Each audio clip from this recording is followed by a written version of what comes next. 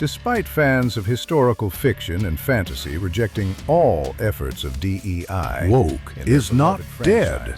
If the English wasn't bad enough, then in steps a black female. It is so bad. Rotten Tomatoes critics don't care about good storytelling. And it is such a silly and stupid move to make as a main character a woman. Yet another 125-pound woman gladiator?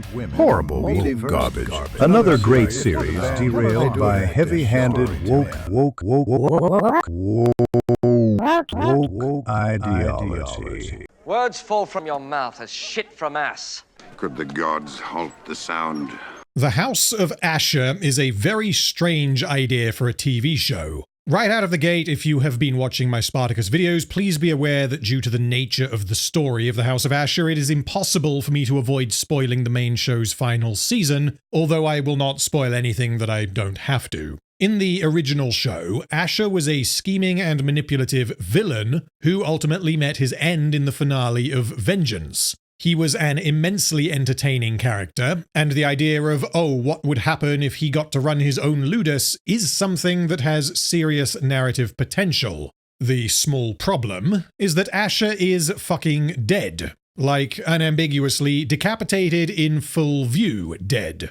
This means that before the writers can tell the what-if story that they want to tell, they have to deal with, essentially, resurrecting their lead character. However, one potential benefit of this concept is that the story is now back in the ludus, which allows for the writers to repeat the incredibly successful and effective dynamic that was seen in Blood and Sand and Gods of the Arena, a dynamic that was unfortunately lost when the story moved out of the ludus in Vengeance. This story will likely revolve around slaves, Romans, and gladiator matches, and the confined and geographically restricted nature of the story means that seemingly small moments can become hugely consequential as the effects of decisions and conflicts ripple throughout the entire cast of characters, rather than their stories being kept completely separate until the finale. It is much simpler to develop interesting side characters under these circumstances because every character has some level of investment in whatever is happening because of the proximity,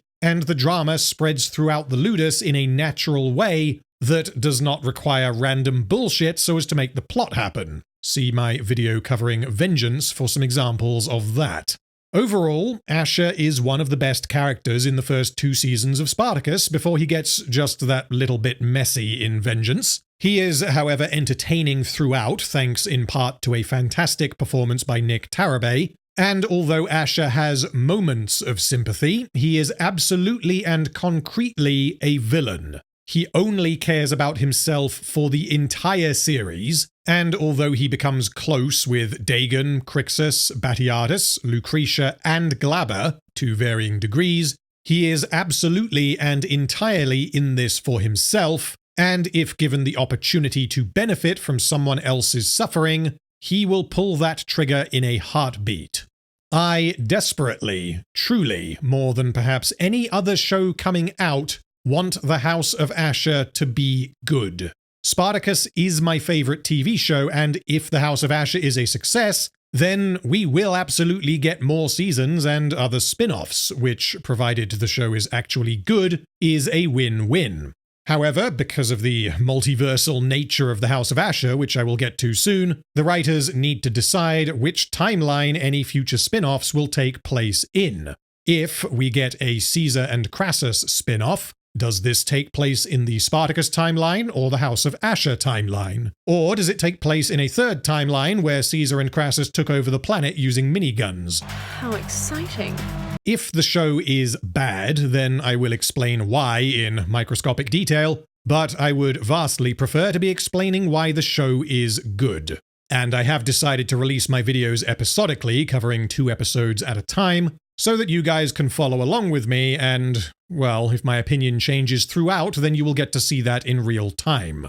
The creative team behind House of Ashur is almost identical to Blood and Sand, which means we already know what they are capable of. They know how to do subversion, setup and payoff, misdirection, natural exposition, visual storytelling, and character-driven emotional engagement with deeply sympathetic characters, all of which are often critical failure points for bad writers. Given that the show is releasing in 2025, given the questionable quality of the trailer, and given that I admittedly, but maybe justifiably, have a tendency to be cynical, I would bet that this show is not going to be good. A fool's wager. Happily received. But now it's time to find out if these writers still have the Spartacus mojo after 12 years.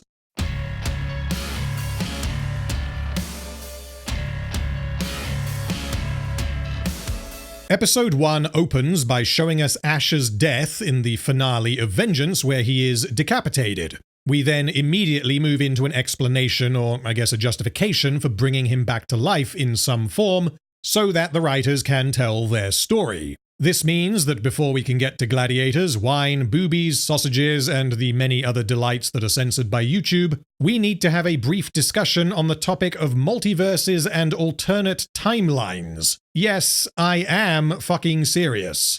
Ashur finds himself in the underworld and is faced with Lucretia. She reminds him of what, from his perspective, literally just happened to him. His life was taken upon Vesuvius by someone to whom he had dealt a grave injustice. Lucretia then proceeds to exposition all over the audience by telling Ashur who he was when he was alive. This is something that needed to be done, and it needed to be done early. The writers have to make clear what precisely the timeline is, and establish who Ashur is. The last time this character appeared in Spartacus was way back in 2012, and so reminding the audience of who the main character is, I think, is far more acceptable than, for example, reminding the audience of something that happened literally in the prior episode.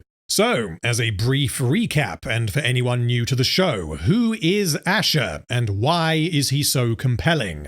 Ashur was a side character in Gods of the Arena, and he was a secondary villain in Blood and Sand and Vengeance. He is an underdog, he is mistreated, and he is extremely good at what he does. These traits are, in fact, archetypal of a hero, not a villain, and although his actions in the mainline show are frequently despicable, he remains fully engaging because of how he is treated and how he demonstrates his aptitude for deception, and he never comes across as a mustache-twirling villain. He is extremely intelligent, aside from a couple of inexplicably stupid decisions he makes in Vengeance. He is entirely self-interested, is financially minded, and good with numbers. He does not play by the rules, he literally manipulates the odds so as to increase his own chances of winning. He is loyal to those with power, provided they are able to give him something in return. He did betray Dagon, his fellow gladiator, as a result of jealousy, but he was mostly loyal to Batiatus, and he was entirely loyal to Glaber. He has delusions of grandeur, as he truly wished to be a competent gladiator and to be respected by the Brotherhood,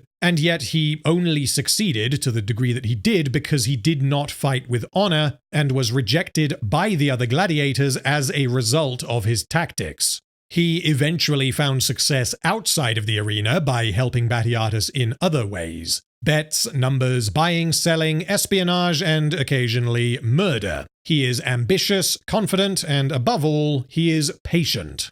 As Ashur is now the lead, and in many ways the protagonist, it is important to stress that in spite of his undeniable charisma, sense of humor, and obvious intellect, Ashur is by no stretch of the imagination a good person. He is a fucking monster. He is vindictive, and he is sadistic. Notable moments include him orchestrating the death of a fellow gladiator to get out of paying a debt, taking a slave to have sex with specifically to hurt this slave's partner, and, of course, repeatedly raping and otherwise abusing Lucretia. Ashur is entirely selfish and does not have a soft spot for anyone, and whilst the writers could, of course, develop this character in another direction, this is where the character was the last time we saw him.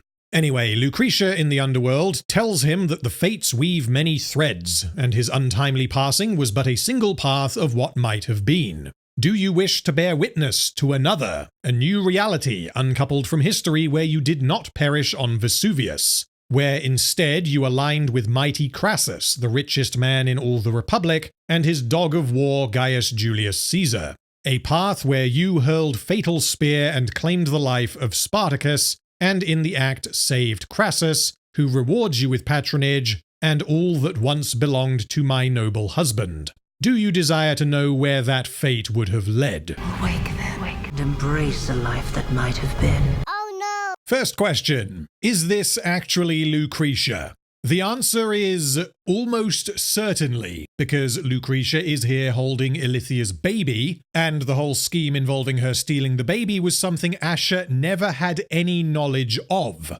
which either means this is Lucretia in the underworld, or this is the gods who decided to appear to Ashur as Lucretia holding a baby for some reason. However, Lucretia being dead doesn't mean that she is now a wizard who can send people to different dimensions. And even if her putting on that Voice of the Gods act in vengeance somehow means that she is essentially a god herself, there is no reason why Lucretia would zap Ashur back to life in a timeline in which he fucking won at life. If you recall, Lucretia hates Ashur, and she is the reason why he is dead. It is far more coherent for this to be a manifestation of the gods who decided to appear to us mortals as Lucy Lawless, because she was indeed the actress from that show that one time, and the gods decided for some reason to zap Ashur's brain into one of presumably an infinite number of alternate Ashurs. I don't know why the gods decided to do this. Maybe this is a thing that they do sometimes. But if so, then this means that every time Spartacus, Batiatus, or literally any character in the original show goes to sleep and wakes up, we can't know that this is the same iteration of the character. Maybe the reason why Batiatus went apeshit on Vettius in Gods of the Arena after getting beaten up himself was because an alternate and ever so slightly more pissed off version of himself got zapped into his body and took it for a joyride. This is not good for world building, and it causes far more problems than it solves. In the mainline series, mundane happenings, either those that are simply luck or are perceived as luck, are attributed to the gods, even though we know in many cases that the gods didn't make this thing happen. It happened because of a decision made by a particular character. We can follow the logic stated by Lucretia in Vengeance that the gods were acting through herself and Ashur, but this is essentially a fancy way of saying that every action taken by every character is actually a manifestation of the will of the gods, which means the gods are in fact synonymous with collective human consciousness rather than an independent rational agent. Why am I having to talk about this in a fucking Spartacus show? Essentially, all of this means either that Lucretia somehow gained the power to resurrect Ashur into an alternate dimension and decided to use this power even though she fucking hates him, which is incoherent on many levels, or this means that the gods are confirmed to absolutely 100% exist, which was always left very deliberately ambiguous in the original show. And the only reason why I am even having to address this is because the writers obviously thought, well, we gotta have Lucretia and she's gotta have the baby, even though if this is actually Lucretia, then her actions here don't make any sense at all. And so the audience is meant to assume that this is actually Lucretia. But this makes far less sense than just saying, well, it was the gods or something, which means that the writers have damaged the show right at the start because they felt a need to include Lucretia. Ashur then opens his eyes, and he has been placed in what essentially amounts to fan fiction. Would you like to go to an alternate universe where you got everything you ever wanted? And I must therefore ask, does he have any memory of what his alternate self did in this alternate universe before he just woke up? Does he remember working for Crassus? Does he remember his relationship with Caesar? Or has he just been told that he did these things? The answer the show gives is, fuck you, don't think about it. And from the moment Ashur wakes up, he is treated as that universe's version of Ashur. We are not meant to interpret any amount of continuation of characterization. This is not one Ashur being zapped into the story of another. These two stories remain entirely separate, and the plot of House of Ashur, for now, doesn't involve the idea of him being the wrong Ashur from another timeline whatsoever. Which essentially means the show could have skipped the afterlife thing and just opened with Ashur waking up, and leaving the audience to interpret this as alt history or a dream or whatever the hell you want. The single exception to this in episode 1 is that Ashur later uses the phrase uncoupled from history, which is exactly what Lucretia says to him in the underworld, and I am hoping beyond hope that they do not later incorporate or acknowledge that there are multiple versions of Ashur. That should not be a part of this story, which is why this opening scene should not exist. So, now that we have been introduced to this new version of Ashur and we've been told what he did, I need to clarify the differences between this Ashur and the original Ashur. Original Ashur died because he got too big for his boots. He tried to climb too high, became careless, and was killed. None of that is true of alternate Ashur. The show doesn't tell us, so we just have to make up what happened, but essentially, in order for this alternate Ashur to have been present at the end of War of the Damned, Sepius's bracelet must not have been discovered, which means, in this alternate timeline, the writers have actually removed probably the weakest subplot from the original show. Because Sepius's bracelet was not discovered, Glaber had no reason to turn on Ashur, and so Ashur continued to serve him until Glaber and his forces were defeated by Spartacus. Ashur was not sent to the top of Vesuvius, and he escaped through unknown means. In the year that followed, many other Romans and their armies were sent after Spartacus, and they too were defeated. Ashur may or may not have been involved in some way, or maybe he was just chilling off screen biding his time. We simply don't know. Eventually, the Senate decided to send Marcus Crassus after Spartacus, and at some point, and through unknown means, Ashur aligned himself with Crassus. I can't tell you how he did this because in Vengeance, Ashur aligning himself with Glaber was due to very specific circumstances involving Lucretia pretending to be a vessel for the gods, and that shit doesn't fly now that Lucretia is dead, and Ashur has absolutely no connection with Crassus and no way in. Crassus is the wealthiest man in the Republic, and Ashur is an ambitious little bunny, so if circumstances permit, as in, if Ashur is still in the country, then it does make sense for him to want to align himself with Crassus due to the obvious potential rewards for doing so. This will also allow him to bring down the rebels, many of whom he fucking despises with every bone in his body. The plot of War of the Damned then progressed exactly as it does in the version that we saw, but alternate Ashur dealt the killing blow to Spartacus and saved Crassus. There are many questions that must be asked, including how did Ashur ingratiate himself with Crassus, how did Ashur escape at Vesuvius, and why did Ashur's presence have no impact upon the plot of War of the Damned in this alternate timeline. But, unfortunately, none of these questions can be answered in a satisfying manner. None of this matters. For you see, Lucretia sent Ashur to the universe where he did all of this, which means it was always going to happen as described. He ingratiated himself with Crassus because shut up and don't think about it. He escaped at Vesuvius because fuck you, he ran away or something. And he had no impact on War of the Damned because he was sitting in a tent jacking it until the season finale. And you may be thinking, but random, just get over it. Accept this explanation for what it is. A justification for Ashur being alive so that we can get a new story with this awesome character. But I'm terribly sorry, this shit matters.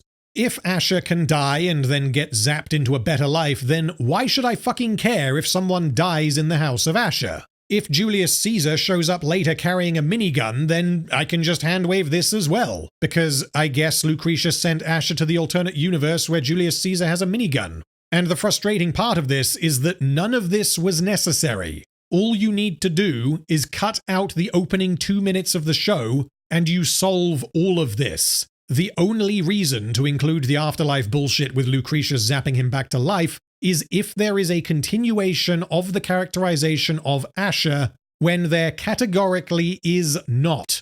The House of Ashur is not a story about the original Ashur experiencing a life that could have been. It is an alternate timeline story about a different version of Ashur that explores what might have happened if he hadn't died. The caveat here is that may of course change in future, but from the first 2 episodes, I have no reason to believe that it will. For the purposes of the show, this is an entirely new character whose history just so happens to be almost identical to the Ashur that we know from the previous show.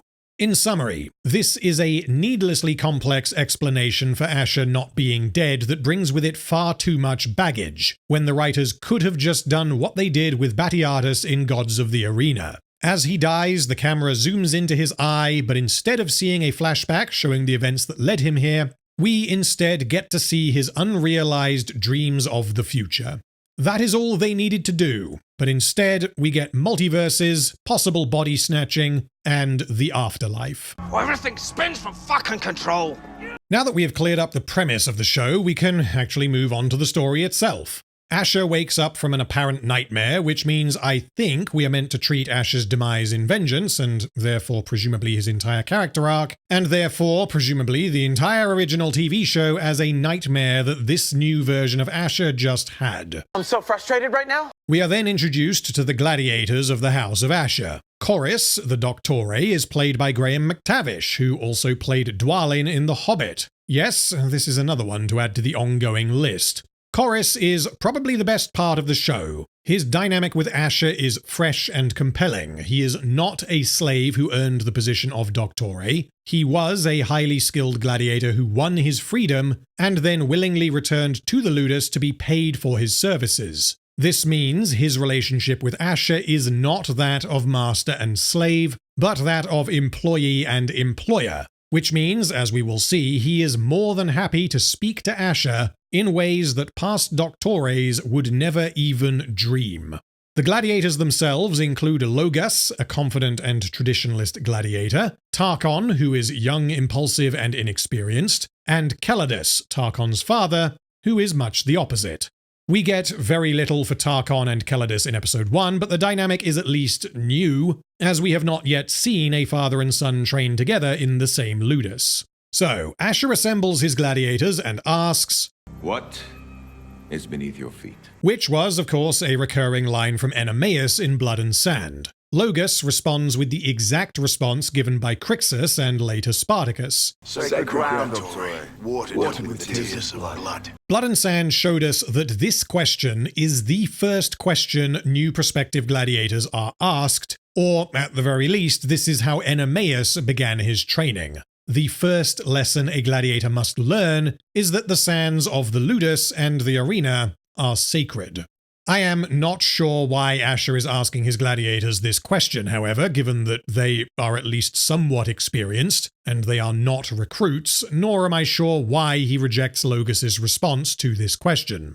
No, you simple fuck. Ashur tells his gladiators that what truly lies beneath their feet is opportunity. This is a clear subversion that characterizes Ashur. He doesn't particularly care about glory in the arena, beyond how he can use this as a means to give himself power and status. However, I must ask, why does Logus reply with the exact same phrase that was drilled into the gladiators in the original show? It communicates to us that Logus is a traditionalist, but why does he feel this way? Was this lesson instilled by Chorus as his Doctore? If so, then why is Logus the only guy who seems to have bought into the sanctity of the sands? But, as you may have noticed, this line is a thing from The Thing. It was in the original show, and you remember the original show, don't you? Anyway, it is not exactly clear how long Ashur has been the Dominus of the house, or how long these gladiators have been here. We learn later that a few months have passed since the fall of Spartacus, which means Ashur has had a few months during which he could establish himself as a lanista and purchase slaves. However, Ashur's dialogue here suggests that this is the first time he has spoken to his gladiators. Ashur appears to have an established relationship with Chorus, and the gladiators know who Ashur is given his pivotal role in defeating Spartacus. It is also revealed later that Ashur has attempted multiple times to gain an audience with the local aedile so that he can fight his men in the games, which means, at the very least, Ashur has been running this Ludus for a few weeks. Which means this cannot possibly be the first time Ashur has spoken to his men. Anyway, Ashur gives his motivational speech to the gladiators, asking them to honor him as the man who brought down the mighty Spartacus. One of the gladiators, Rhodius, barely conceals a chuckle, and so Ashur confronts him. Immediately, what the fuck? This is insane. Can you possibly imagine Crixus laughing at Batiatus or Gannicus laughing at Dadiatus? No. No fucking way.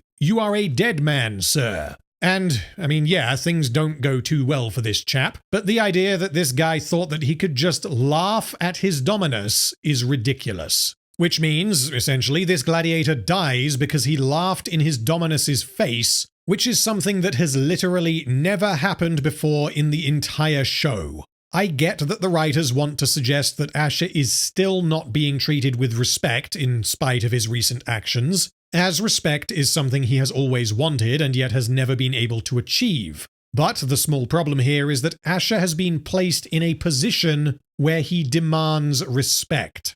As he demonstrates right here, the Dominus can essentially do whatever he wants, and yet this gladiator does not seem to be aware of this. Okay, well, maybe Rhodius is a relatively new and inexperienced gladiator who was purchased literally yesterday. Except that no, unfortunately not. Rhodius is later stated to be Ashur's best fighter, which means this guy has been in the game long enough to know that if you laugh at your Dominus, you will be castrated and crucified.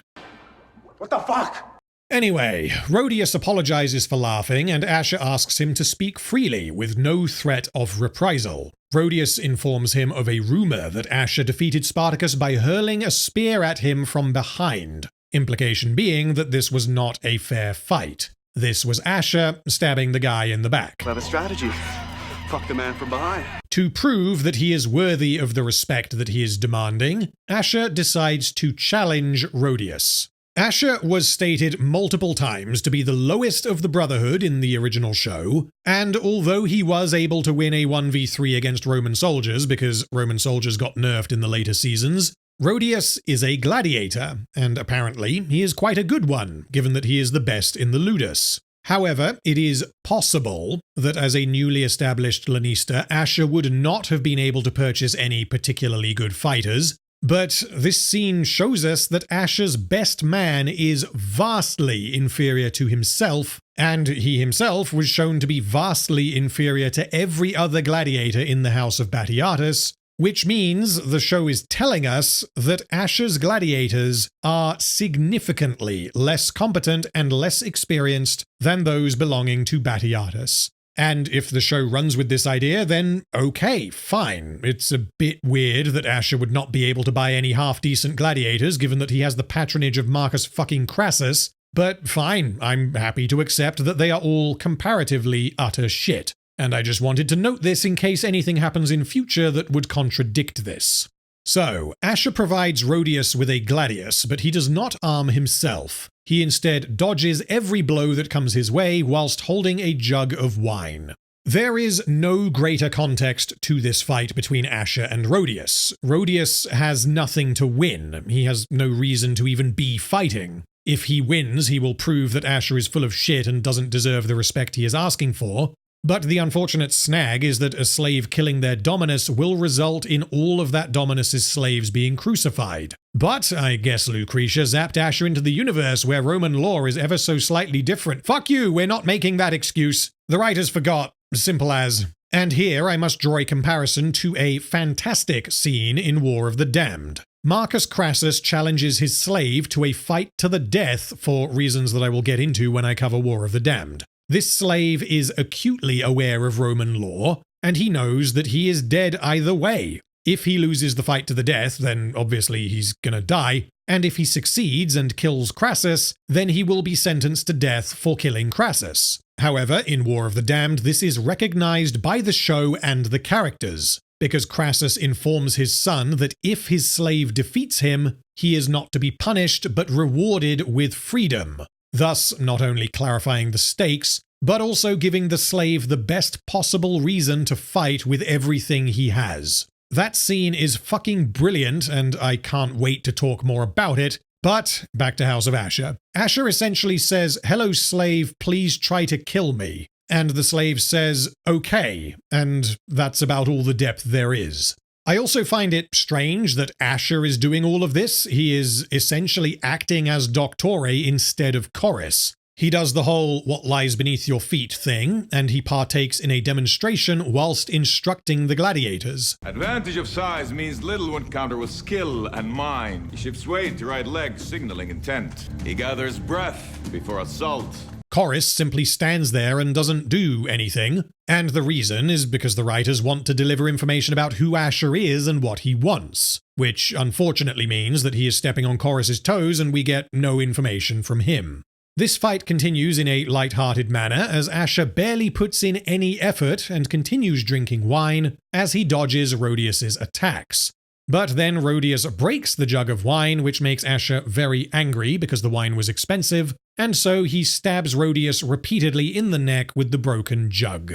This sequence is silly for reasons that I have already explained, but on a character level, it tells us quite a lot. Ashur kills Rhodius despite promising that there would be no reprisal, indicating that he is still a treacherous fuck. He doesn't care about fighting, which is why he simply dodges, and he only becomes interested in attacking his opponent when Rhodius smashes the jug of wine, which Ashur valued because it was worth a lot of money and he simply enjoys drinking wine. And finally, he executes a gladiator for stepping out of line because he is desperate to be taken seriously. This provides some clarity as to his characterization and also establishes that Ashur is not a good Lannister. He pales in comparison to Batiatus and Dadiatus. He treats his gladiators the same as each other. He doesn't care why they fight, he only cares that they fight. And he doesn't place value in the idea of glory in the arena, only in earning money and respect. Following this, Chorus confronts Ashur, and their dynamic is immediately made apparent. Chorus refers to Ashur by his name, not his title, and berates him for killing a promising gladiator for essentially no reason. Ashur doesn't like being spoken to in this way because, again, he wants to be respected. We get some exposition which is handled well, as Chorus tells Ashur something that they both already know for the benefit of the audience. He tells Ashur, "I am not one of your fucking slaves and shall not be treated as such." I am a free man, an honor earned by my victories in the arena. Had the conversation started and ended here, then this would have been shit, because this would have been unjustified exposition. But not only is Chorus objecting to the manner in which Ashur is speaking to him, and wishing to clarify his position in the house, but Ashur replies that no man is truly free if he yet finds himself in need of coin, which is an idea that shows up explicitly later in the episode. The idea that every man who lives under the Roman system is a slave to it, and everyone is merely trying to survive. Chorus may be technically free, but like everyone else, he needs money, and so he is functionally enslaved by Ashur. At this point, we are now 15 minutes into the episode, and I am reminded of the opening 15 minutes of Gods of the Arena, which expertly established about 10 characters and their motives, and we were given a reason to care about what Batiatus wanted. The point of the story was immediately apparent, and the opening of Gods of the Arena is a masterclass in natural exposition. Conversely, 15 minutes into House of Ashur, we have been introduced to Ashur, Chorus, and that's it in terms of actual characterization. We had like 2 lines from Logas, Hilara, one of the house slaves, and Rhodius, who is now dead, and none of these characters are important to the plot at this point, nor do they serve as a hook. There is a single narrative thread. Ashur wants to secure a position in the games, but unlike was the case in Gods of the Arena, everything surrounding this narrative thread is, for the moment, superfluous. We do not have an antagonist. We do not have any specified obstacles for Ashur to overcome. We do not have any character relationships aside from Ashur and Chorus, and I guess Tarkon and his dad, but they are again superfluous characters in this episode. And so, whilst none of this is awful, it is not exactly good, and it is certainly not efficient. So, Ashur and Chorus head to the arena to watch the games. This arena is very similar to the one seen in Gods of the Arena, and this is not the arena of Capua, as that one was burned down and has not been rebuilt.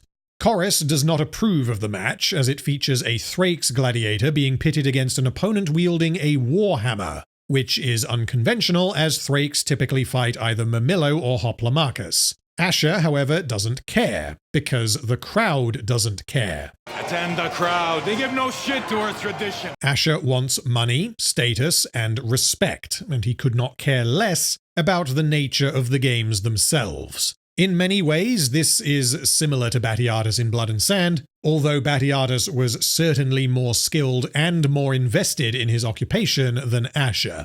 The fight ends in a juicy manner as the gladiator with the warhammer, representing the new and the unconventional, caves in the other guy's face. We are then introduced to some Romans, and we get very little for them in this episode, so I'll be quick. Opiter and Proculus are two rival Lanistas, Uvidus, the Aedile, who is the man Ashur wishes to please, and Casutia, who becomes important later. We also see Ammonius, a gladiator who belongs to Proculus, who is established as the Crixus Organicus-like Gigachad who is adored by the crowd. Ammonius is the big cheese in Capua, and Ashur wishes to find someone equally valuable so as to win the hearts of the crowd and the respect of the Romans. Following the fight, Ashur approaches Uvidus in the streets after having been rejected an audience multiple times previously. Everyone is like, ew, go away, you filthy Syrian, but Casutia is far more respectful, complimenting Ashur for helping to end Spartacus's rebellion. The Romans all appear to know of Ashur's connection with Crassus, but they don't appear to care. What? Which definitely seems at odds with the way Crassus was depicted throughout the original series. Crassus is the richest man in the Republic, and he was feared by basically everyone. Anyway, Ashur asks Uvidus for position in the games, and he's like, no, your gladiators are shit, which lines up with what we have seen. But Chorus replies that they are just as good as Proculus's gladiators, which doesn't line up with what we have seen. Casutia then, in true Spartacus fashion, senses an opportunity. She suggests offering Ashur one position in the upcoming games, because she appears to respect Ashur and doesn't want to treat him like piss. She wants to give him the opportunity to succeed. Ashur is excited that he has finally earned a position in the games, and he asks Chorus who their best man is. Chorus replies that Rhodius is their best man by a wide fucking margin. Rhodius? Which man is he? The one you buried this morning. Oh dear. This is admittedly very funny because Ashur has just fucked himself without even realizing. I just wish the circumstances surrounding what happened with Rhodius made just that little bit more sense. This then prompts a very amusing argument between the two of them. I did not think the broad subject before I fell the fucking man. I warned his absence would be keenly felt. After deed had been done. Oh, apologies for not divining future where you fell from reason and took life with jug of fucking wine! And Ashur is forced to find an alternative. He decides to pit all of his gladiators against each other, and the winner will fight in the arena.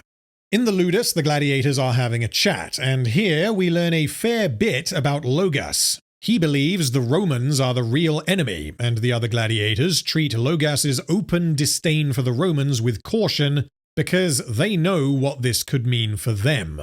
Logas tells the others that he does not respect his Dominus, referring to him as the Syrian, because Ashur betrayed his own brothers, and Logas, as a traditional gladiator, considers breaking the sanctity of the Brotherhood to be unforgivable. This also means that the gladiators in Ashur's Ludus do not have the same respect for each other, for the Ludus, or for their Dominus, because Ashur's past deeds are well known. He has not fostered any kind of bond between himself and the gladiators, or between the gladiators themselves. Logas believes in Spartacus's rebellion, regardless of how it ended, and he wishes to be free from the oppression of the Romans, and speaks of a rumor that Spartacus is still alive. I am going to say this once.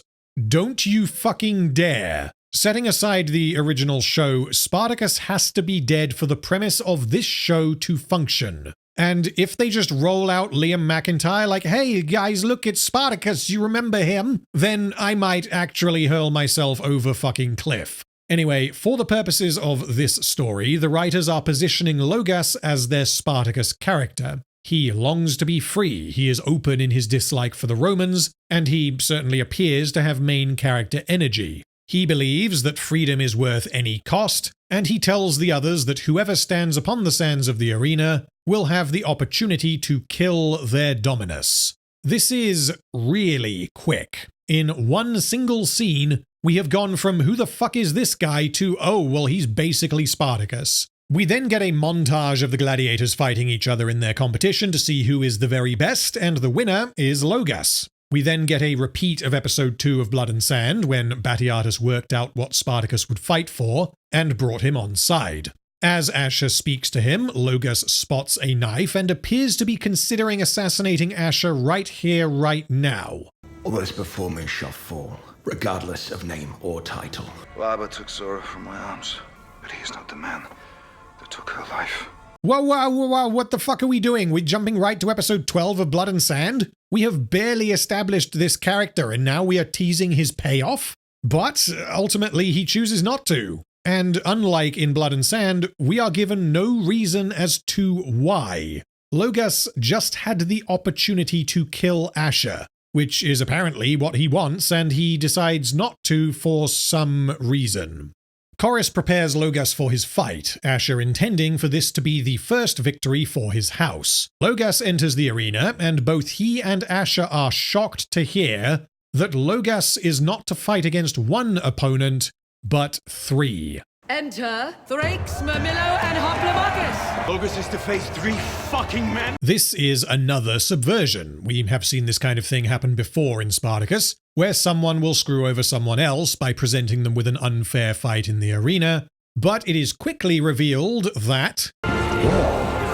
Oh my god, they are adorable! And I am now very excited, and you should be too, because we are about to see 3 halflings fighting in the arena. Although, that said, I will be disappointed if they don't stand on each other's shoulders and form a vertical halfling centipede. Anyway, it turns out that this was indeed all a ploy to make Ashur look like a clown. The people Ashur is trying to impress are mocking him, although Kasutia's husband Gabinius does not approve of the gladiatorial games being reduced to such a jest. This means that if Logas wins, there will be no glory, because this is a clown show.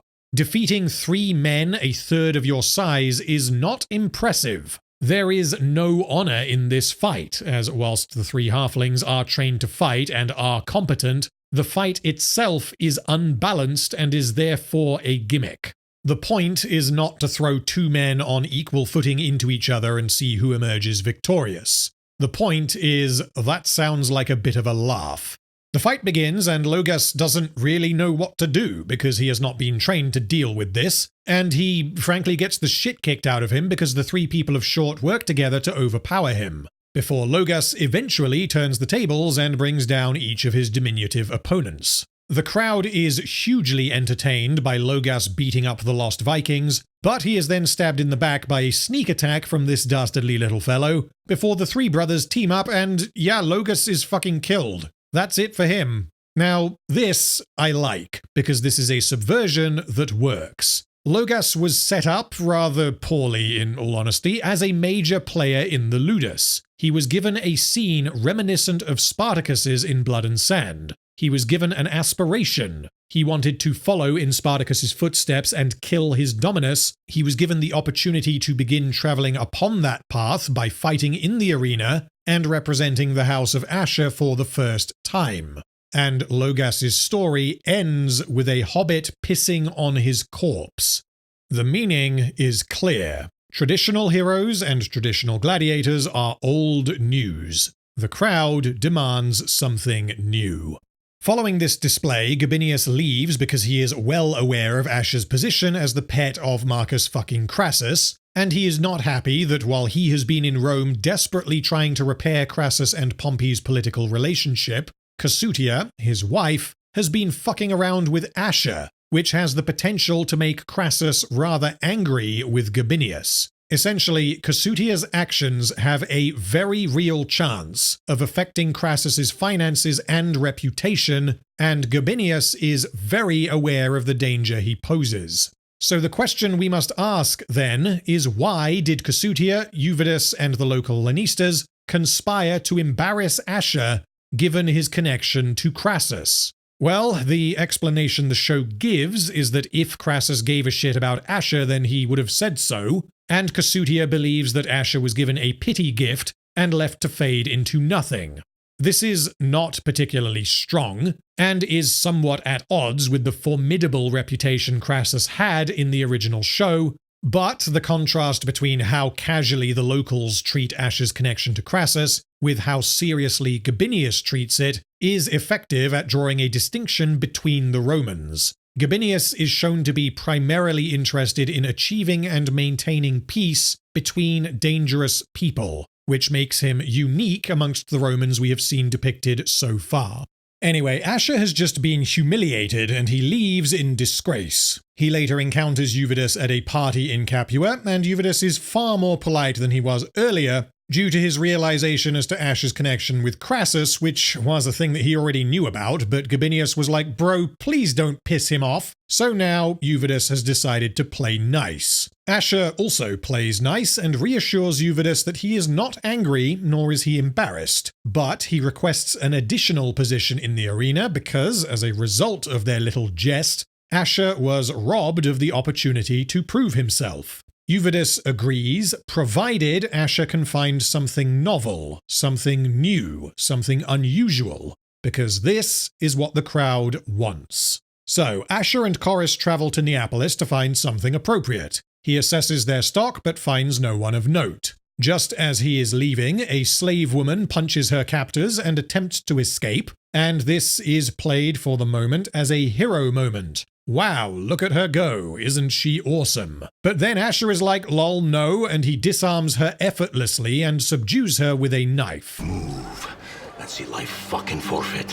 Ashur leverages the favor he has with Crassus to get the Romans to comply, as these Romans obviously wish to execute her, and he pays them to turn a blind eye to this little incident. Chorus is like, why did you waste money on another house slave? Because, obviously, this would be his presumption. Women do not fight in the arena. This was explicitly established in the original show as something that does not happen. And because this is something that has never been seen before, Ashur decides to give this slave a shot, as she is certainly a novelty. You would have me train a woman to stand in the arena? The very notion of fucking perversion. Hilara would present equal challenge pitted against fucking gladiator. And this is honestly all you need for this absurd setup. The characters need to have a reason to do what they do. Chorus, the experienced former gladiator, is like, don't be ridiculous, you can't put a woman in the arena. And Ashur has been given plenty of characterization to establish that, yeah, he would absolutely put a woman in the arena. This is also recognized in-universe as a gamble, because Chorus recognizes the obvious differences between men and women in terms of their physical limitations, whilst Ashur tells him that he witnessed women fighting alongside Spartacus who were more deadly than the men they fought against. I have thoughts on how this was depicted in Vengeance, and I assume that those thoughts will carry over to War of the Damned when I rewatch it, but the fundamental concept of women being a part of Spartacus's rebellion and fighting against the Romans is believable because of the variables involved. However, portraying them as on par with the seasoned male gladiators is not. And this is a criticism I have of the original show, but the fact is, in this alternate timeline, Ashur has seen firsthand women fighting at least somewhat effectively. He has seen this slave display a strong desire to fight and at least some competence, and she absolutely fits his criteria given her appearance and her gender. Rather than just arbitrarily inserting a strong brown woman into the show, the writers have, for now, entirely justified why such a character would become a part of the story. And for the sake of argument, let's just assume that the showrunners and the writers and everyone involved in this show are the wokiest of wokey wokes, and they all woke up one morning and decided, hey, you know what would be woke if we woked a strong brown woman into our woke show? Yeah, I mean, sure, if we really want to use that word, then I guess that would be pretty woke. But the point I'm making here is that something being woke does not make it bad. There are degrees to which you can justify so-called wokery. And again, for now, the writers of House of Ashur have fully justified this character's inclusion in the show. What I will say, however, is do not fuck this up. Do not have her overpowering men twice her size. Do not have her suddenly become more experienced than the gladiators who are already here. Do not turn her into fucking Wonder Woman. She doesn't need to be particularly good, she just needs to be good enough to win as a novelty piece of entertainment fighting against, presumably, other weird and wonderful surprises, such as the 3 halflings. So, Ashur's newly acquired novelty is brought to see her Dominus. He asks if she can speak their language, as she is obviously not from around here, and so this is not a given. But, luckily, she can. She reveals that her name is Niferet, and Ashur decides to give her a new name, as has been done before, because she needs a name that sounds pleasing to the Romans. He decides that henceforth she will be known as Aquilia. This is a good name, because it brings to mind Achilles, a heroic and legendary Greek warrior, whilst also sounding as though it could be a Roman woman's name. But, and I don't know if this was intentional, Ashur's accent makes it sound as though he has named her Aquilia. Silence! Aquilia. Ashur tells her that she has demonstrated that she knows how to fight, and he intends to have her trained to fight in the arena. If she succeeds, she will reap the benefits. As a show of goodwill, and to demonstrate that he is a reasonable man, Ashur offers Aquilia some wine, which she drinks before asking for more. And as Ashur laughs and turns to give her more wine, she sucker punches him and repeats, Move and see his fucking life forfeit. Ashur figures that she is still trying to escape, and he tells her that this is impossible. Both of them are slaves to the Roman system, and they will always bow and scrape to serve those above them. He tells her that the only way to be truly free is to succeed as a gladiator and earn her freedom. Chorus did exactly this, which convinces her that this can be done, provided she is capable of doing so. This is partially good and partially not so good, because Aquilia demonstrates very quickly that she wants to be free, and so Ashur uses this to convince her to submit so that they can both get what they want. However, Ashur just said in this very conversation, "We are all of us but slaves to those of means and position," which suggests that no one is free, and everyone is, in a sense, a slave. Which means Aquilia would earn her freedom, but would still be a slave. Yeah, it's shaky, but I can see what the writers were going for here. Chorus moves to attack Aquilia the moment she releases Ashur, which is good, because this slave just attacked the Dominus, but Ashur commands that they have struck a bargain, and he intends to keep it. Aquilia then begrudgingly kneels before her Dominus, and we cut to the credits. So that was episode 1. So far, I will say that I am tentatively relieved, because although there are certainly faults, as I have highlighted, there is potential, and it is by no means bad. It isn't particularly strong, however, and I am fully aware that I might be too generous here because I don't want to write the show off based on an okay opening episode, given that Blood and Sand is probably my favorite season of TV ever, and as I have been into in my video on Blood and Sand, the opening is not strong.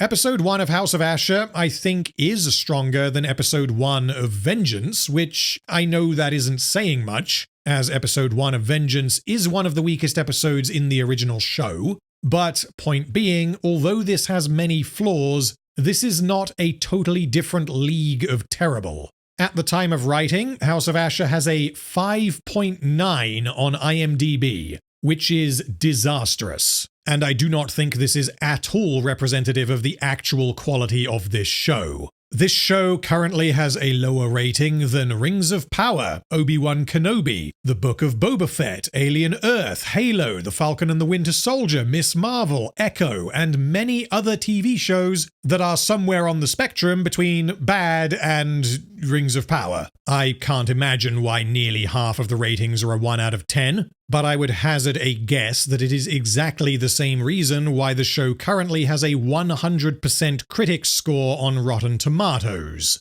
But anyway, it's time to move on to episode 2.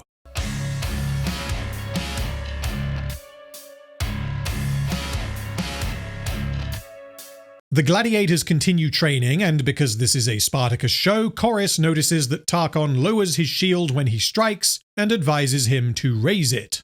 Valerius always drops his shield when he attacks. But you lower your shield when you thrust. You lower your guard after each assault.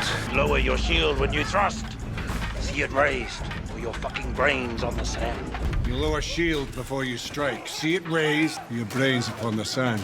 This is getting out of hand. Then Achelia walks into the courtyard, and the gladiators all stop training out of shock and bewilderment that a woman is joining them in the ludus. Ashur informs his gladiators that he has decided to prioritize pleasing the crowd over any notion of tradition, and he presents Achelia as the goddess of death. Chorus decides to train her in the style of Mamillo, which features a gladius and a large shield. Neither House of Ashur nor the original show are clear as to how or when the gladiators are assigned their individual fighting styles. We know that the Dominus or the Doctore can reassign as they see fit. Spartacus was reassigned from Thrax to Dimachorus so as to mimic Theocles and reinvent his image as the bringer of rain. And Gnaeus was reassigned from Thrax to Retiarius as a punishment, but also because Batiatus believed he needed a Retiarius of his own, as they appeared to be the hot new thing. What we don't know is what fighting style the recruits start as, although based on Blood and Sand we have no reason to believe that it is normal to start a recruit off as a Murmillo by default. We also know from Vengeance when the women were trained to fight, they were not trained to use a shield.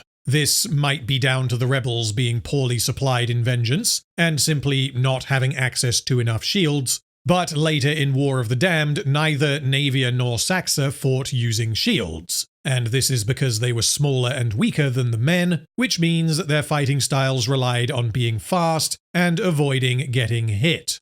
Therefore, it is possible that Chorus deliberately assigns Murmillo to Achelia because he knows that she won't be able to handle the weight of the shield, because the shield is fucking huge. And I don't care how good she is at fighting, given her size, this thing is going to be impractical. It is, however, equally possible that Chorus doesn't know how to train a woman because this has never been done before, and he gives her a large shield because this is how he would train a man. I prefer the interpretation that Chorus is trying to make Ashur come to his senses by handicapping Achelia, but we don't get clarity on that in this episode. Tarchon is then commanded to pair with Achelia, and he asks, Shall I treat her as opponent or something of delicate persuasion? A question I was of mind to pose towards you.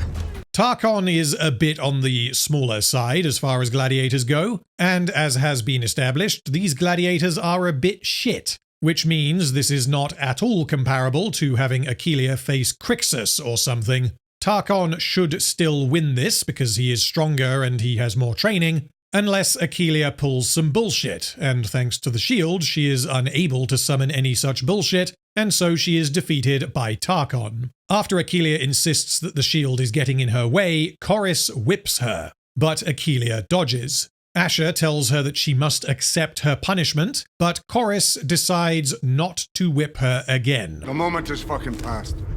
It is not immediately clear why Chorus does this. Maybe he realized that he was trying to whip a woman, and he thought this was inappropriate, which, if true, would mean that Achelia being a woman actually protected her from being punished. Or, potentially, Chorus is beginning to realize that she has balls, and balls equal potential. If Chorus simply wanted to gimp Achelia so that Ashur would not do something so insane as putting a woman in the arena, then he would whip her any chance he gets. So, presumably, we are meant to take from this that Chorus put her at a disadvantage by giving her a big fuck-off shield that she can barely lift, and in spite of this, she did not get immediately flattened by Tarchon. Achelia may have potential, and Ashur may be onto something. Chorus then complains to Ashur that Achelia doesn't respect him, but rather than being a pathetic boohoo please take me seriously, he is instead trying to make sure that Ashur understands how much trouble she is causing, and to consider whether she is worth the effort. Respect is not granted, it is taken.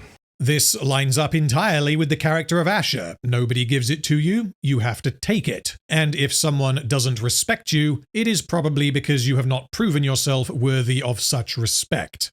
Chorus, however, believes Aquileia to be a rabid dog, and this brings to mind Batiatus and Oenomaus' taming of Spartacus, as Spartacus displayed a very similar lack of respect for the ways of the ludus. Ashur draws this exact comparison himself, however, this is not a good comparison for him to make.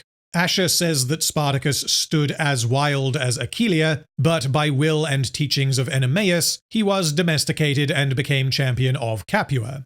Yes, Ashur, that part is indeed true, but you seem to be forgetting what happened shortly afterwards. Namely, that Spartacus led the other slaves in a revolt that threatened to uproot the entire Roman system. Spartacus was not tamed, he was lied to and temporarily pointed in the desired direction, but as soon as this lie was revealed, Rome fucking trembled.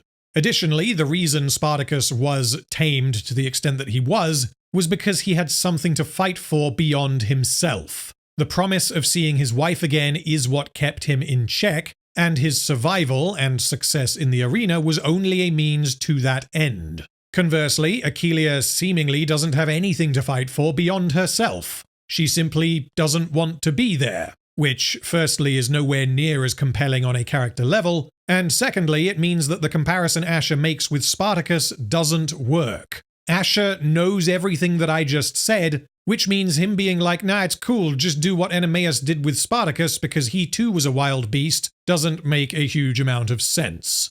Back in episode 1, Ashur wrote a letter to Crassus, and here he receives a reply. However, the reply has come from Julius Caesar, who has commanded Ashur to travel to the Appian Way so as to clear out the crucified bodies. This is obviously done for member berries. Oh wow, remember that? Yeah, I certainly do. Can we get on with the plot, please? But as long as this is not just nostalgia baiting, then this kind of thing can have a place in a story. If they go to the Appian Way for no particular narrative reason, and then the writers spend 5 minutes trying to cash in on the emotional connection their audience has for the original show, then the audience is likely going to realize that they are being manipulated, which will draw them out of the story.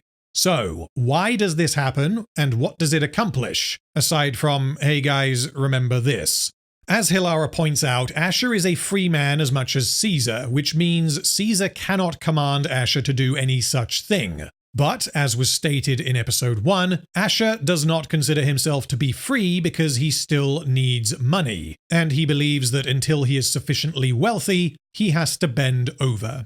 This also tells us that Ashur is afraid of Caesar because Caesar acts as the will of Crassus, which mirrors Ashur serving as the will of Glaber in Vengeance. And here we encounter a problem that may or may not be solved later in the show. I am very familiar with the character of Caesar from War of the Damned, but the version of Caesar that Ashur is familiar with is not the same one. In this timeline, Ashur and Caesar both served under Crassus, and I would hazard a guess that they did not like each other very much at all. But unfortunately, because House of Ashur seems entirely uninterested in fleshing out its past, instead choosing to leverage this past to tell its own story, we have no idea what interactions happened between these two. I can't even speculate because the show gives me nothing to work with. Ashur knows that Caesar and Crassus are tight, and he feels he needs to obey Caesar's command because this will make Crassus happy, but that's it. What we desperately need is a conversation between Ashur, Crassus, and Caesar to properly understand their history. And if that is something that never happens, then this story is going to feel even more disconnected from reality than it already does. Anyway, this means the justification for the scene on the Appian Way is that Caesar ordered Ashur to clear out the crucified bodies, and Ashur felt obligated to do as commanded. This is a justification, but until Caesar becomes a character in House of Ashur, I can't really elaborate as to how much sense this makes. All I can draw from this is that the bodies need clearing, Ashur is nearby, and Caesar considers this kind of work to be appropriate for Ashur. So, okay, that gets us to the Appian Way, which allows the writers to jangle their keys, but does the scene accomplish anything besides this? Well, to address that, I need to be more specific, and before I do, this is heavy fucking spoilers for the original show. So if you have only been watching my videos, I have not yet covered War of the Damned, so this is your warning. As Calidus and Tarchon are clearing out one particular body, Chorus tells them to stop because he recognizes a mark on the body and recognizes the man as a former champion. This is Gannicus. The mark on his shoulder is not a mark, but a tattoo, one that Gannicus acquired in between Gods of the Arena and Vengeance, and Chorus recognizes it because he apparently met Gannicus briefly before he joined the rebellion. Them coming across Gannicus's body is acceptable because apparently they have been tasked with clearing out all 130 miles and 6,000 odd slaves, but this tattoo still being visible I think is totally implausible, because his body has been baking in the open sun for months and he is decomposing. So this means the writers have decided to have Caesar tell Ashur to come here, and then luckily Gannicus's tattoo is still visible, and then luckily Chorus recognizes it. This is a highly unlikely sequence of events, so okay, why did the writers do it? Well, Calidus and Tarchon load Gannicus's corpse onto the wagon, and they comment on how their ludus has birthed two legends, Gannicus and Spartacus, and yet they have not been given even the lowest position in the games. And yeah, that's it. Disappointing. Sorry, that isn't anywhere near enough. We already know all of this. We already know that the house is not of the quality that it used to be, and we can reasonably infer that the gladiators are not happy about this. This is insufficient justification for the writers parading around Gannicus's corpse and even showing a brief flashback. The writers are, unfortunately, trying to leech off of an emotional connection the audience will have for the original show, and that show did all the hard work regarding the character of Gannicus, and his story was largely fantastic. But here, they have contrived an entire scene on the Appian Way just so that they can roll out Gannicus's body, because Gannicus was indeed a character in the original show. And then the characters are like, yeah, Gannicus was cool. Yeah, he was. Shame we aren't as cool as him. Yep. Proculus then shows up, accompanied by some of his gladiators, including the three halflings, as he is traveling to Pompeii. Ashur tells him that he wishes to have a rematch against the, quote, diminutive abortions, and one of the aforementioned diminutive abortions insults Ashur's mother, which causes him to lose control of his emotions and threaten them, which is justified by Ashur being extremely proud of what he has accomplished, but also being insecure about his past. This, I think, is good, although I don't know if this was entirely deliberate. Because earlier in the scene, Ashur's gladiators began fighting each other because they were pissed off with the job they were doing, and Ashur yelled at them for not being in control of their emotions. And moments later, Ashur is insulted by a man the size of a toddler, and he proves just as unable to control his emotions. Ashur is no better than his men. He is a hypocrite, and this act he is putting on of a well-dressed, well-spoken, and well-cultured man of status is just that, an act. He is, and will always be, the treacherous fucking Syrian, elevated to heights that he did not deserve because he stabbed a man in the back. Or I could be drawing a connection that doesn't exist, and the writers intended Ashur to be justified in his response to this insult. Time will tell as the show progresses and its quality becomes clear. Anyway, Ashur asks Proculus if he is scared of a rematch, and Proculus tells him that he would welcome such a thing. But Gabinius is the man who decides who fights and who does not. And so Ashur is given a new path. And that was the Appian Way scene. The only mechanical purpose it served was for Ashur to bump into Proculus, and for Proculus to tell him to ask Gabinius for a place in the games. We did not need to spend 5 minutes nostalgia boning the original show, but this is regrettably the era of the key jangle, and unfortunately not even Spartacus can escape such tripe. Back in the Ludus, Achelia insults Creticus, one of the gladiators, and he asks Chorus for permission to fight her so as to teach her a lesson. Chorus approves, but he tells Tarchon to join Creticus so that Achelia can practice fighting against multiple opponents to prepare for her fight against the brothers Ferox. Chorus is obviously not expecting Achelia to defeat Tarchon and Creticus, but the lesson he wishes to impart is that Achelia needs to be humbled and stop insulting people who are better than her, because underestimating the brothers Ferox is a fatal mistake that was the last lesson Logus ever learned. Achelia focuses on one opponent but is then overwhelmed by the other. She continues to struggle with the shield, but Chorus reiterates that she needs the shield because it is the only thing protecting her. Achelia fights well and is aided by Tarchon being impulsive, as he has been established, and not playing well with others, as has also been established, as he does not work with Spartacus to defeat Achelia. Although she fights well and is complimented by Chorus for countering one opponent via his testicles, she is ultimately knocked down by Tarchon, who concludes that although she is not absent skill, she is absent honor, because she whacked Spartacus in the nuts, which is apparently not something gladiators are meant to do. Later that day, Spartacus confronts Achelia because his balls are still aching. He throws her food on the floor, she tries to hit him, and then he throws her across the kitchen. This establishes a clear distinction in their physicality. Achelia is totally helpless against Spartacus, and she does not have superpowers. This confrontation is also not depicted as a form of hazing, as was seen in both Blood and Sand and Gods of the Arena. This is not the gladiators treating the recruit like shit because she has not earned their respect. For Spartacus and his testicles, this is personal. A woman caused him pain, and he seeks to return that pain.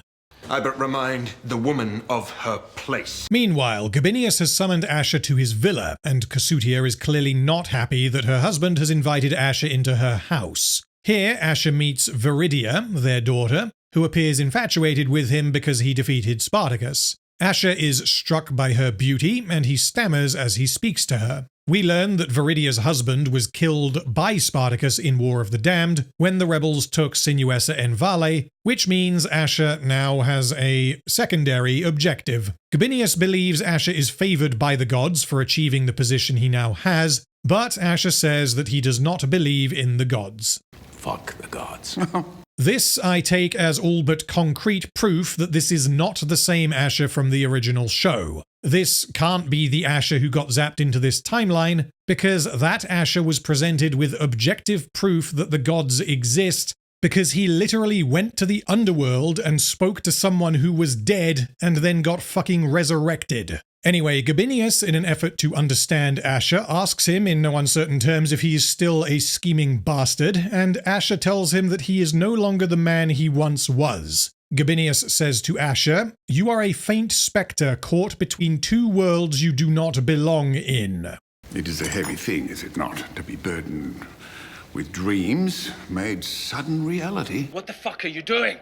Please let this just be a creative turn of phrase and not a direct reference to Ashur being some eldritch chimera consisting of two transdimensional souls occupying one body. What I would hate more than anything is if the show turns out to be quite good, and then later on they pull some bullshit where Ashur realizes that his body has two occupants. Please just stop with the meta multiverse shit and stay on fucking target.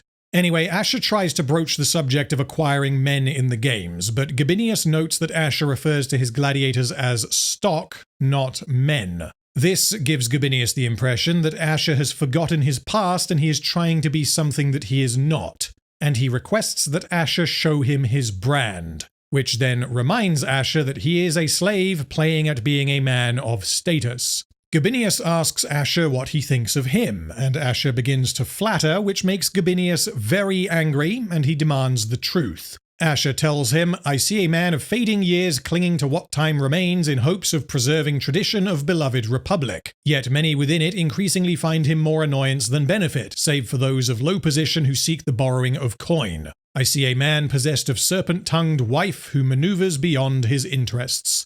Gabinius laughs, but then tells Ashur to get the fuck out of his house and not to come back.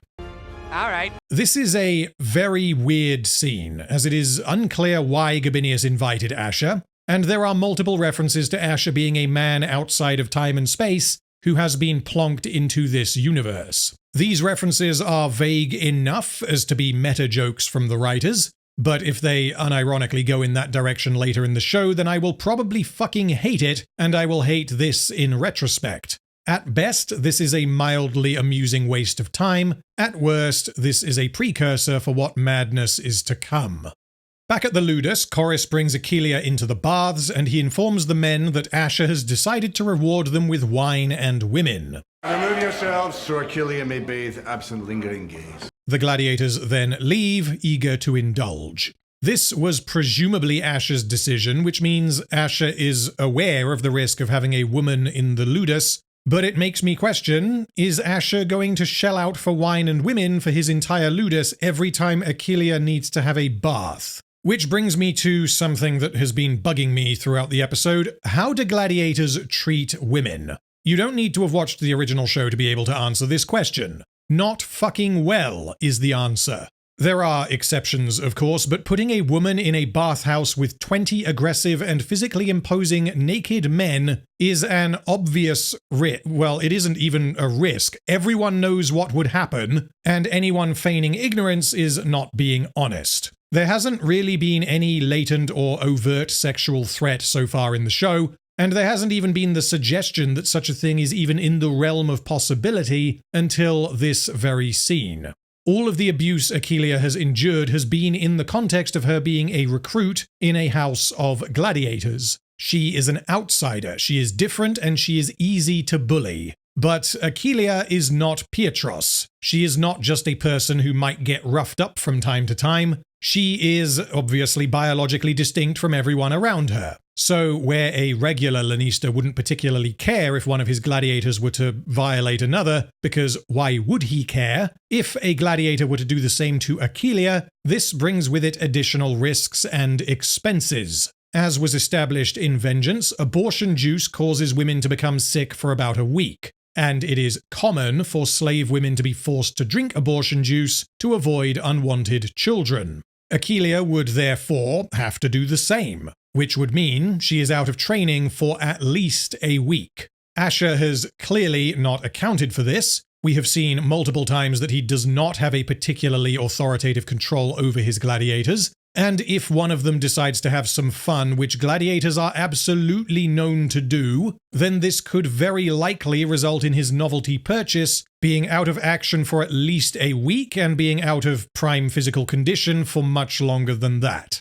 Ashur saying, guys, please don't do that, does not mean she is safe, and I flatly do not believe that it could possibly be financially viable for him to remove all of the men from the baths so that Achilles can wash herself in peace. Additionally, Achilles doesn't appear to understand that this is a ploy from her Dominus to keep her safe, because she asks Chorus if she is not to join the gladiators and enjoy wine and whores, and he replies that she has not earned the mark of the Brotherhood, and so must return to her cell when she is finished. Then there is an orgy. It's about time we had one of these. Unfortunately, you must endure the Teletubbies instead. Most of this is, well, I mean, it's an orgy. What else do you want? But the one piece of character information here is that Tarchon and Elata, one of the prostitutes hired by Ashur, are in love, and Tarchon does not like other gladiators having sex with her. Presumably, this subplot will go somewhere. During the orgy, Achilles has decided to go into the square and train against the command of Chorus. This might be stating the obvious, but you do need to sleep. This is true of any exercise. You can't just train round the clock and expect to improve because your body literally needs to rest. But rather than having Achilles be like, fuck that, I don't need sleep because I'm the best, the justification is that she could not sleep because of the very loud and very distracting noises coming from the general direction of the aforementioned orgy. And so she decided to make better use of her time by training in the courtyard. Chorus is impressed by this, and he asks her what she sees when she strikes the wooden post, and she replies that she sees those who hold her unworthy. Achilles has a point to make, and she is out to prove herself. But rather than being a character who is awesome and everyone else just needs to accept how awesome she is instead a character who wishes to become awesome so that she can be free. Achilles clearly doesn't like it when other people say that she is unworthy of something, but presumably she isn't just referring to Chorus and the other gladiators. I am guessing that this has something to do with her backstory that we have not yet learned. This is not particularly interesting, but it is distinct from the typical girl boss who must be shielded from hardship, learning, or self-improvement at all costs, and instead of wishing that the world will conform to her, Achilles wishes to excel in the world she has been placed in. Chorus then gives her some wine. Drink and dull pain of coming days. Instead of drinking the wine, which is something we already know she likes, she smashes it with her sword. She does not wish to dull her pain, she wishes to channel it. Later that night, Creticus emerges from the ludus with Ephesius, and they decide to have a little chat with Achelia. He says that he has a fearsome opponent for her, and gestures at his penis. This is the first overt moment of sexual threat, and this not cropping up earlier can be explained by the shock factor of the gladiators being like, why the fuck is a woman becoming a gladiator? Additionally, Creticus and his friend are drunk, and they have been partaking in an orgy, and so this is the first real opportunity for someone to make a move. Achelia replies that she prefers a larger challenge, again insulting Creticus's manhood, and so he attacks her. Achelia's shield is removed from her, and she is quickly physically overpowered. The dialogue here is very sexualized, making it distinct from prior instances of her being abused or insulted. These men are not attacking her because she is unworthy as a gladiator, nor is this a part of the hazing process that is very common between gladiators and recruits. The one at last finds her place, on her back, with legs spread. Yeah, the next bit I straight up can't show you, and even describing it is going to be a challenge, but I shall do my best to avoid using the word sausage. Wait, shit. Creticus disrobes as Ephesius holds Achelia down. As Creticus gets into position, she kicks him in the nuts again, elbows Ephesius in the nuts, whacks Creticus in the nuts with her shield, slams them both in the face using her shield, and then Achelia tears off Creticus's manhood using her bare hands. What kind of pussy way of dying is that? The man at last finds his place.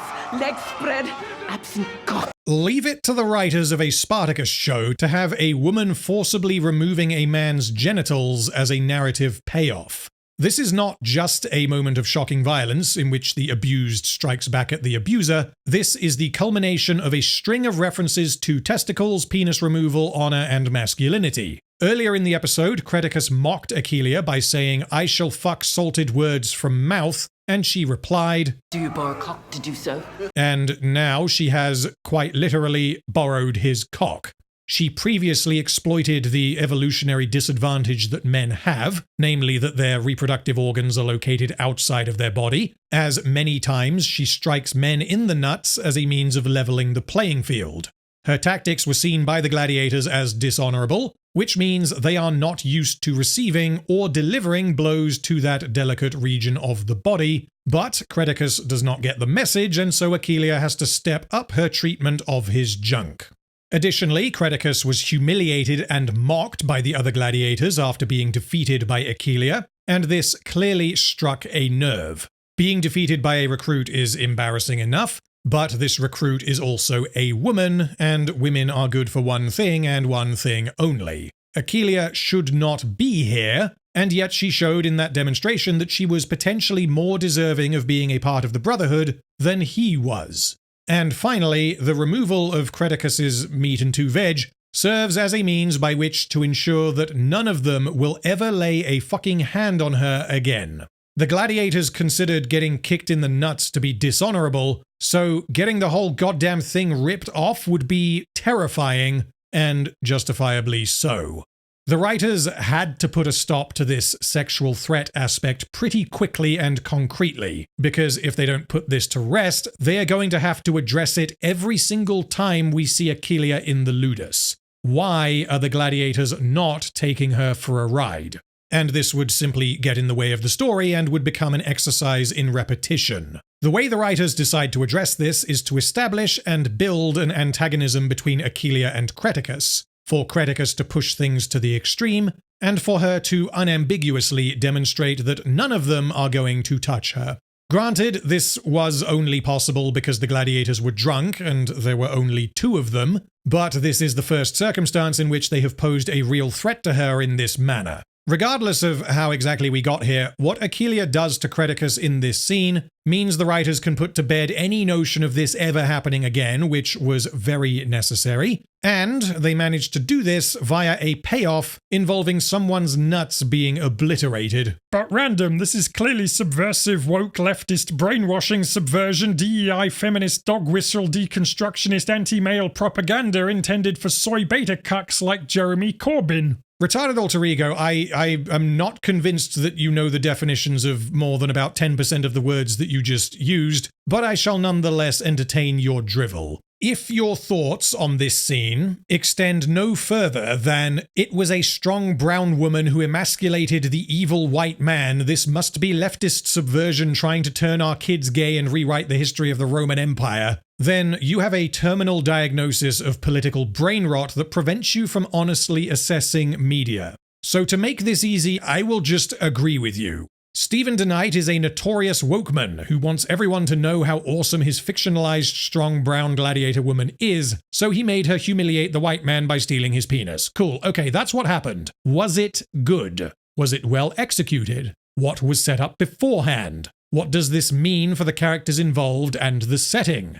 It's, the deconstructionist, feminist, soy brainwash, anti-white...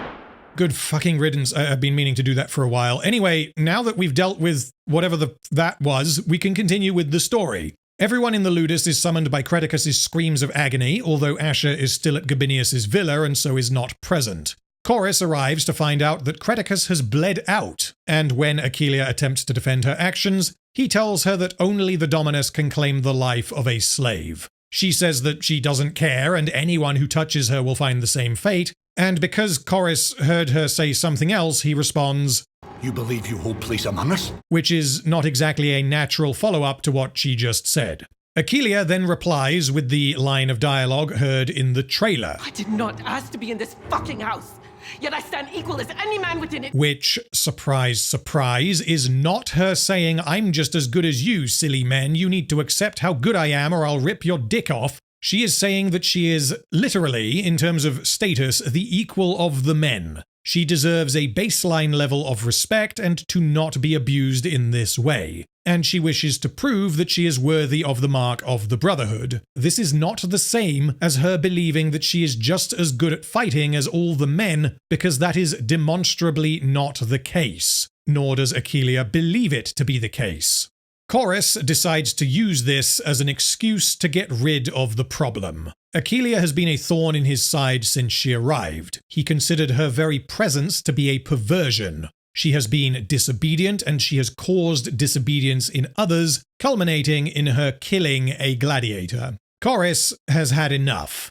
It is important to highlight that this fight between Chorus and Achelia is not a straight-up execution. He is testing her to see if she is worthy of joining the Brotherhood as she claims. And this is the wiggle room the writers need, because Chorus is a former champion who is presumably almost on par with someone like Gannicus or Crixus, whilst Achelia is a recruit with minimal training. If this were a conventional fight to the death, Chorus would demolish her. One other important detail is that Chorus has been drinking wine, whilst Achelia explicitly has not. Achelia accepts that she is almost certainly about to be killed, and the fight begins. Chorus almost immediately disarms her of her shield, and so she is forced to improvise, using the training equipment and a nearby torch to defend herself. This does little to help, however, as he batters her repeatedly, and she is soundly defeated. You fought well, yet fall short of the Brotherhood. Chorus is about to deliver the killing blow, however he realizes that she successfully landed a hit on his face, and he relents.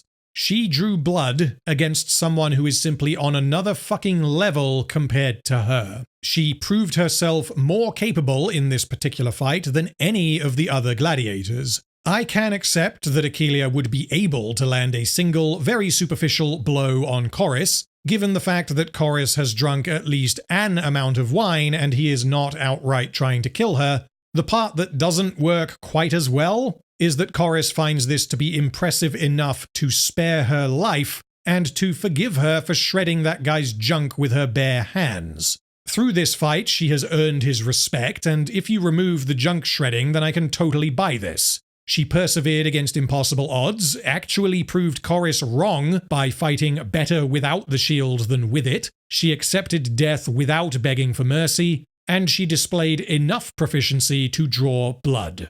All of that combined is reason enough for Chorus to be like, okay, fair enough, I was wrong, you are worthy of my time and effort, and I will train you.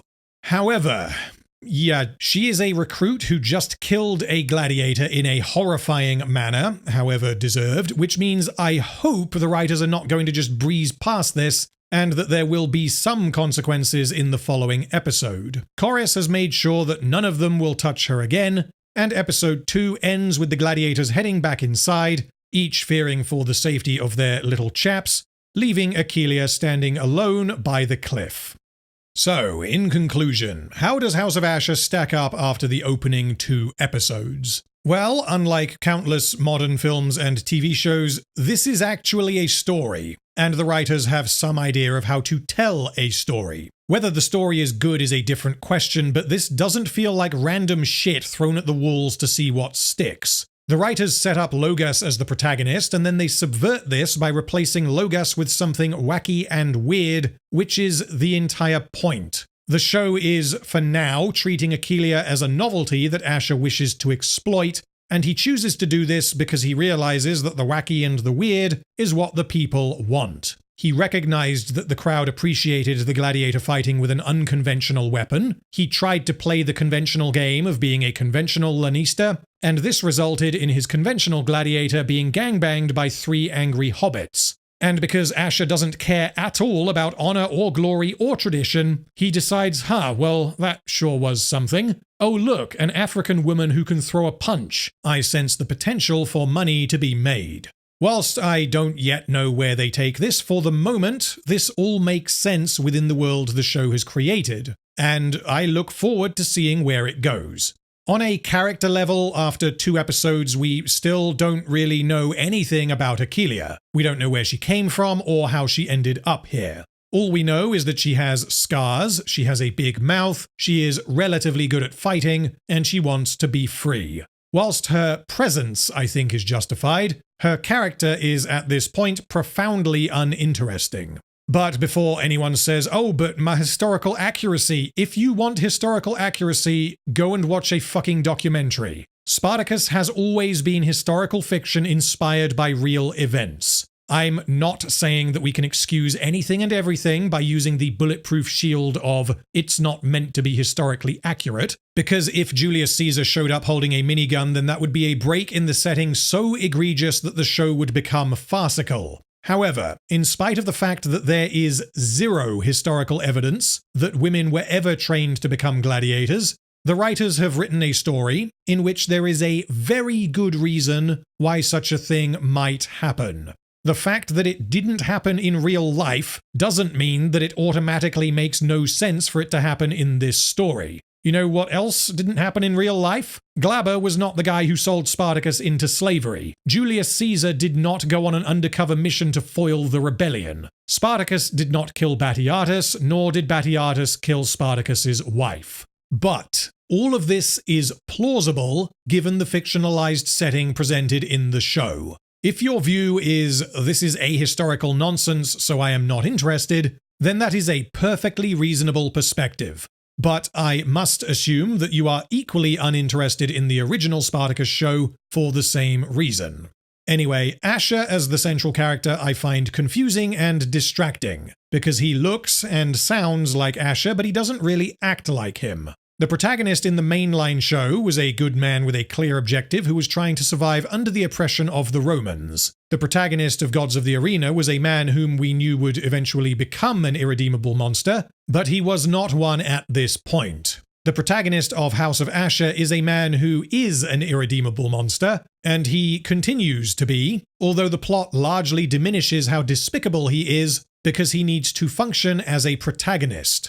Ashur feels as though he could have, and perhaps should have, been replaced by a new character, but then the writers wouldn't have had the hook of Ashur coming back.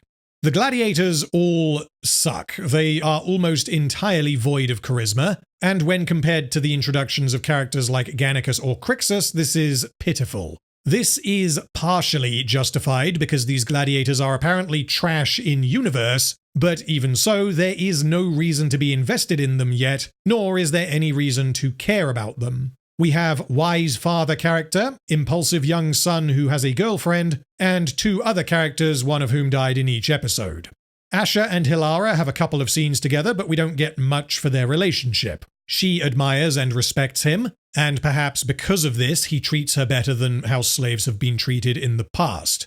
Their relationship is not portrayed as him banging a slave. They appear to show genuine affection for each other. And Hilara is clearly becoming jealous of Aquilia because Ashur is obsessed with his new toy. For now, this is all set up and it certainly has the potential to go somewhere interesting. The weakest part by far, however, is the premise. Having this show take place in an alternate timeline, something that was required because the writers wanted to construct the show around Ashur, means that there is an almost dreamlike quality to the drama, which imbues it with a lack of gravitas. When compared to the mainline show, where the consequences of the actions taken by the characters felt very real, here there is a general sense that nothing matters. And I think this is entirely down to the way the premise was handled in the opening few minutes. The audience is subconsciously or otherwise aware that this story is taking place in some variation of fanfiction, alternate timeline, dream sequence, take your pick,